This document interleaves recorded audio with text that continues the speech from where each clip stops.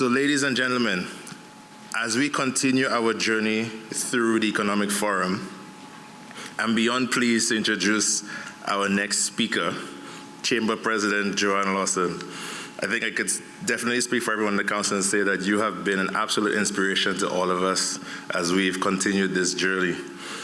In addition to her pivotal role as Chamber President, Mrs. Lawson also serves as Chief of Staff at DART, where she plays a significant role in driving strategic initiatives and fostering innovation, especially her innovative and out-of-the-box approach to developing human capital, both regarding her role at DART, but also in the contribution she's made to the topic through her role as Chamber President, where she has taken a leading role in developing the Chamber's 3-year advocacy agenda. With her dual roles, President Lawson offers a unique perspective on the intersection between business and community development, making her insights particularly valuable and a privilege for our audience to hear today. So without further ado, please join me in welcoming Chamber President Joanne Lawson to the stage.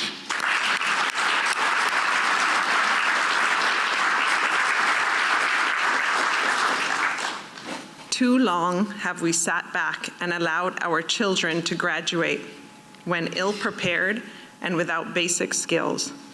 We cannot speak correctly about Cayman for Caymanians if we do not prepare our children for jobs in the financial sector, hospitality, or technical services. These are not just words for today. Nearly 20 years ago, Chamber President Angeline Hernandez stood before this very body and shared those same concerns in her acceptance address. Good morning, ladies and gentlemen. Thank you all for coming this morning. This year's theme, Cayman 2035, highlights the focus and effort needed to build the Cayman we envisage by 2035. The Chamber reaffirms its commitment to fostering innovative strategies and actionable solutions. Achieving this vision will require collective efforts to shape the economic and social landscape of our islands over the next decade. As we look forward to 2035, the Chamber's focus remains steadfast on 3 interconnected pillars over the next 3 years: building a future-ready workforce, sustaining economic success, and advancing quality of life. Based on members' feedback, we believe these pillars are the foundation of our long-term vision for a better Cayman and will represent the framework for my address today. It's time we stop waiting for a vision to be handed to us. Instead, let's focus on what we can control and push relentlessly for the changes we know are necessary. In the face of dynamic global changes, we must resist stagnation and adopt a bold, innovative approach to building a future-ready workforce. We have strong, resilient business community and government leadership committed to progress. I am confident we can succeed in these areas. Building a future-ready workforce is a linchpin of our vision to Cayman 2035. Advancements in technology, automation, and artificial intelligence are reshaping industries and redefining the nature of work. We must ask ourselves, are we adequately preparing our children for the jobs of today, let alone tomorrow? Are our educational institutions aligned with the skills and competencies required in an increasingly digital and globalized world? The answer must be a resounding yes. But achieving this will require focused effort and collaboration. The Chamber has heard the call loud and clear from its members. Building a future-ready workforce is a top priority. To answer this call, we have a plan consisting of 2 broad objectives. First, to foster workforce development by establishing strategic partnerships aimed at creating opportunities through apprenticeships. This includes offering accessible, continuous learning opportunities for professionals across sectors to upskill our current workforce and create an environment where startups and innovators can thrive, supported by mentorship, funding, and access to global markets. Since finalizing our advocacy and action plan last year, we have made significant strides in advancing this objective. Our second objective is to develop a comprehensive national human capital planning strategy aimed at defining the skill sets required for future jobs within various industries. The plan must identify skill gaps,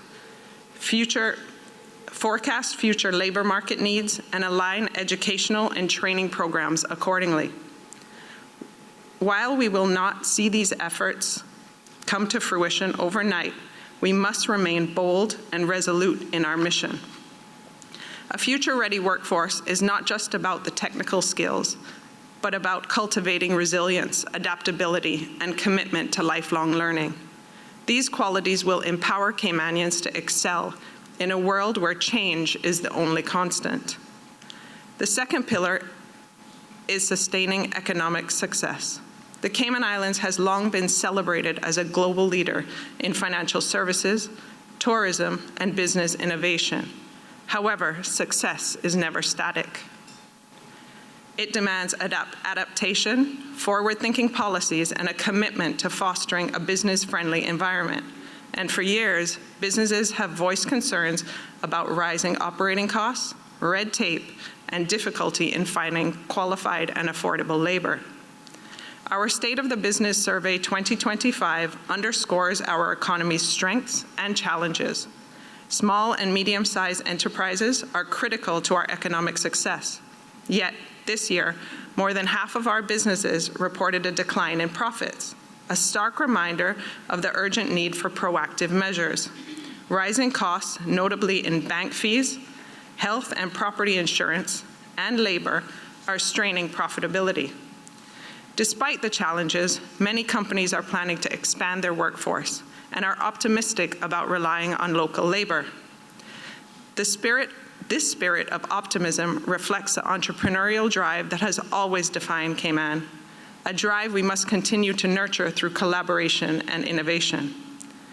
Economic success cannot be an isolated goal. It must translate to tangible improvements in the lives of our people. That brings us to our third pillar, advancing quality of life. A thriving economy is only meaningful when it elevates the well-being of those who live and work here. Our survey responses highlight the pressing need for modern infrastructure supporting a growing population. Traffic congestion, housing affordability, and access to quality health care remain persistent concerns.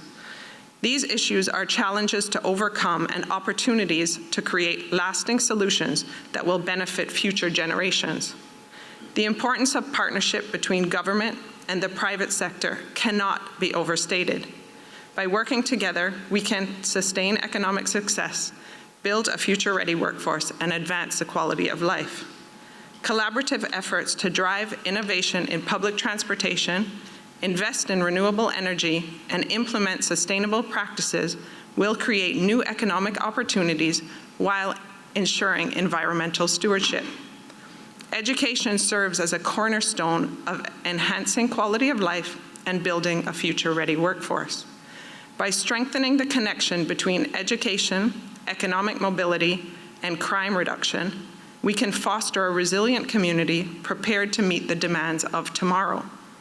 Strategic investments in education and workforce development will not only secure long-term economic success, but also empower individuals to achieve their full potential, creating a brighter and more prosperous future. These changes require collaboration, innovation, and commitment. On the journey to 2035, continuous progress on our Chamber Advocacy and Action Plan is essential. We call on businesses, government, and community leaders to join us in shaping the future of our islands. Our goal for today's forum was to bring critical issues to the forefront, encouraging thoughtful reflection as we visualize where we want to be and who we want to be in 2035, as we all prepare to cast our votes in April.